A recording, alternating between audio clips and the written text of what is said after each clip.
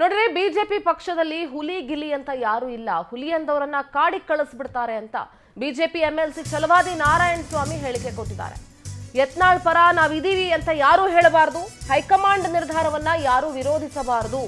ಹುಲಿ ಅಂತ ಹೇಳಿದವರನ್ನ ಕಾಡಿಗೆ ಕಳುಹಿಸಿ ಬಿಡ್ತಾರೆ.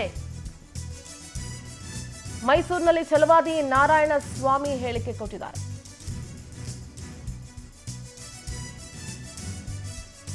ಹೈಕಮಾಂಡ್ ನಿರ್ಧಾರವನ್ನ ಯಾರು ವಿರೋಧಿಸಬಾರದು.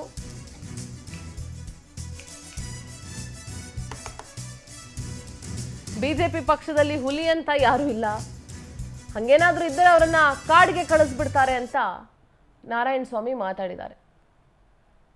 ಅನ್ಕೊಳ್ಬಾರ್ದು, ಎಲ್ರೂ ಹುಲಿಗಳ ನಾನು ಮಾತ್ರ ಹಿಂದೂ ಹುಲಿ ಅಂತ ಯಾರು ಒಬ್ರು ಅನ್ಕೊಳ್ಬಾರ್ದು.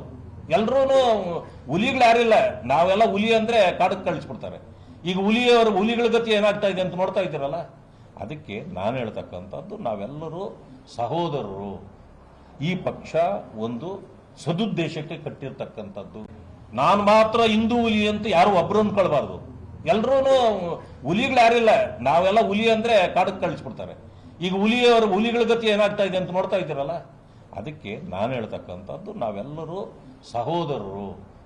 ಈ ಪಕ್ಷ ಒಂದು ಸದುದ್ದೇಶಕ್ಕೆ ಕಟ್ಟಿರ್ತಕ್ಕಂಥದ್ದು. ನಾನು ಮಾತ್ರ ಹಿಂದೂ ಹುಲಿ ಅಂತ ಯಾರು ಒಬ್ರು ಅನ್ಕೊಳ್ಬಾರ್ದು. ಎಲ್ರೂ ಹುಲಿಗಳು ಯಾರಿಲ್ಲ, ನಾವೆಲ್ಲ